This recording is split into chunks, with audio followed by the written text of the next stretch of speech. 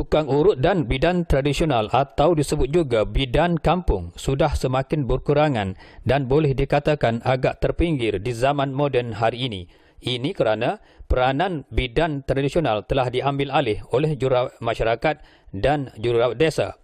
Manakala tukang urut pula kurang diberikan perhatian oleh sesetengah masyarakat apabila kebanyakan di antara mereka hanya bergantung kepada ubat-ubatan berbanding urutan urat saraf yang hakikatnya lebih baik jika wujudnya masalah urat saraf dan otot. Apatah lagi timbulnya pelbagai tohmahan dan kepercayaan keliru masyarakat moden dewasa ini yang menganggap kononnya tukang urut tradisional adalah punca segala-galanya. Walau bagaimanapun, di Kelantan misalnya, peranan tukang urut dan bidan tradisional terhadap masyarakat kampung, terutamanya di bahagian pedalaman, masih tidak berbelah bagi. Ini kerana menurut mereka, walaupun ubat-ubatan moden dikatakan mampu mengatasi masalah kesakitan urat saraf, namun ubat-ubatan tersebut hanya sekadar bertindak untuk meredakan kesakitan itu sahaja berbanding dengan tukang urut dan bidan tradisional yang dapat menyelesaikannya sekaligus. Sebagaimana dakwaan tukang urut dan bidan tradisional Timah binti Taib atau lebih dikenali Makda dari kampung Sulung Macang, Pasir Mas Kelantan ketika ditemui wartawan CTV berkata, urutan otot dan urat saraf perlu dilakukan terutamanya bagi golongan wanita yang terlalu penat atau terlalu banyak bekerja mengangkat benda-benda berat. Orang yang pakar dalam urutan akan dapat merasakan urat-urat saraf itu sakit, rosak atau mempunyai berbagai masalah selain menyentuh ibu kaki. Saraf yang terlibat perlu diberikan perhatian. Jika tidak, pesakit akan terus menderita kesakitan, jelasnya. Katanya lagi, tukang urut yang mahir dan berpengalaman akan dapat mengetahui dengan mudah sama ada urat saraf tersebut bengkak dan bermasalah dengan hanya sentuhan. Ini jelas menunjukkan tukang urut yang tidak berpengalaman boleh membuat urutan menurut cara mereka, tetapi akan mendatangkan masalah lain kepada pesakit, di mana pesakit tersebut akan merasa kesakitan yang amat sangat sehingga berbulan-bulan lamanya. Jadi, beliau menyarankan setiap pesakit yang memerlukan khidmat urutan, dapatkanlah tukang urut yang mahir dengan urat saraf dan bahagian anggota yang lain untuk mengelakkan saraf berkenaan luka dan rosak.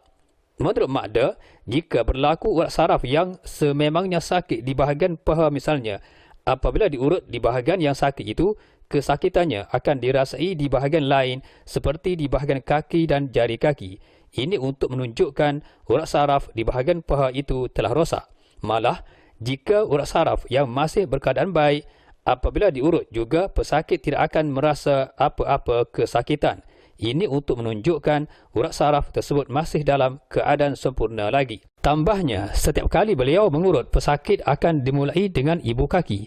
Ini kerana dengan menyentuh kedua-dua ibu kaki, beliau sudah dapat mengetahui urat dan saraf di bahagian mana yang rosak atau rosak teruk. Berbanding di kalangan segelintir tukang urut yang dimulai di bahagian perut, tentunya akan menyebabkan urat dan saraf akan mudah rosak. Makda bukan sahaja gah di kampung Sulung Macang itu serta daerah-daerah lain di Kelantan semata-mata, tetapi juga cukup dikenali dari luar Kelantan kerana ketelitiannya dalam memberikan khidmat sedemikian. Beliau yang mendapat tunjuk ajar dari emak saudaranya bernama Mak Sah, seorang tukang urut dan bidan kampung tersohor dari Tumpak, Kelantan. Ketika itu yang tidak mempunyai zuriat telah memeliharanya sejak kecil dan telah memperturunkan segala ilmu perbidanan dan urutan saraf kepadanya peringkat demi peringkat. Sambungnya, sepanjang beliau mengurut pesakit, banyak pengalaman yang telah ditempuhnya, terutamanya ketika mengurut seorang yang lumpuh. Berkat kesabarannya, pesakit lumpuh itu berjaya dipulihkan. Ini menurutnya urat saraf pesakit berkenaan dalam keadaan parah dan ditutupi lendir untuk menunjukkan pesakit tersebut sepanjang hidupnya tidak pernah melakukan servis bagi memperbetulkan keadaan urat sarafnya. Selain itu, Mak Da juga pernah mengurut seorang lelaki yang mengalami penyakit ururan. Ketika itu jam 2 pagi. Pada mulanya beliau enggan untuk berbuat demikian disebabkan pesakit itu adalah seorang lelaki dan tidak manis seorang wanita mengurut lelaki. Pesakit itu pula dalam keadaan nazah, tetapi melihatkan situasi itu, suaminya mengizinkan beliau dalam usaha untuk menyelamatkan nyawa. Jadi hasilnya agak memuaskan apabila pesakit tersebut sihat kerana banyak urat-urat sarafnya dalam keadaan tidak menentu. Setakat Mak Da memberikan khidmat mengurut ini, tak pernah lagi pesakit komplain. Bahkan ada pesakit yang memberitahu mereka berasa selesa berurut dengan Mak Da dan tidak akan memilih tukang urut lain, ujarnya menambah. Menariknya, berdasarkan kepada pengalaman Mak Da ketika mula-mula mencuburi bidang perbidanan iaitu semasa menguruskan seorang ibu yang bakal melahirkan seorang bayi. Pada mulanya, beliau agak ragu-ragu dan enggan berbuat demikian kerana tugas berkenaan agak rumit. Apatah lagi, terpaksa menunggu masa yang agak lama. Lebih-lebih lagi bimbang akan timbul masalah kepada bakal ibu tersebut. Tetapi, disebabkan desakan ibu berkenaan, apatah lagi kerana kasihankan ibu itu yang bakal bersalin nanti tanpa bantuan sesiapa, jadi beliau terpaksa menghulurkan bantuan demi menyelamatkan nyawa ibu dan bayi tersebut. Dari situlah beliau mula dikenali ramai kerana berjaya menyelamatkan keadaan. Pengalaman menarik yang tidak dapat dilupakan oleh Mak Da ialah apabila sepasang suami isteri datang menemui di rumahnya bahawa mereka sudah lama mendirikan rumah tangga. Masalahnya ialah sukar mendapat anak. Pasangan berkenaan berharap Mak Da dapat berikhtiar supaya mereka dikurniakan zuriat yang sepatutnya sebagai pendiri rumah tangga mereka nanti. Dengan takdir ilahi, hasil ikhtiar Mak Da, ibu berkenaan hamil, malah semasa proses bersalin pun menggunakan khidmat Mak Da juga. Semenjak dari peristiwa itulah, namanya menjadi sebutan bakal-bakal ibu dan ibu-ibu yang akan bersalin untuk mendapatkan khidmatnya, termasuklah khidmat bertungku.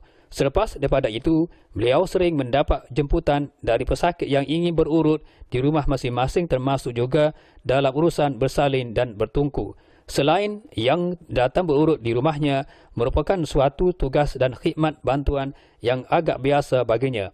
Mak Da juga sering dianggap seorang yang peramah dengan ketawanya yang memukau pesakit, apatah lagi kadar bayaran yang dikenakan tidak membebankan pesakit turut menjadi tarikan utama beberapa keluarga untuk mendapatkan khidmatnya.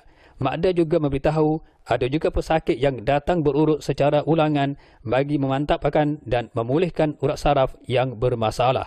Beliau juga bersedia memberikan khidmat kepada pesakit-pesakit dari luar Kelantan jika diminta untuk berbuat demikian sebagai usaha membantu individu yang memerlukan pertolongannya.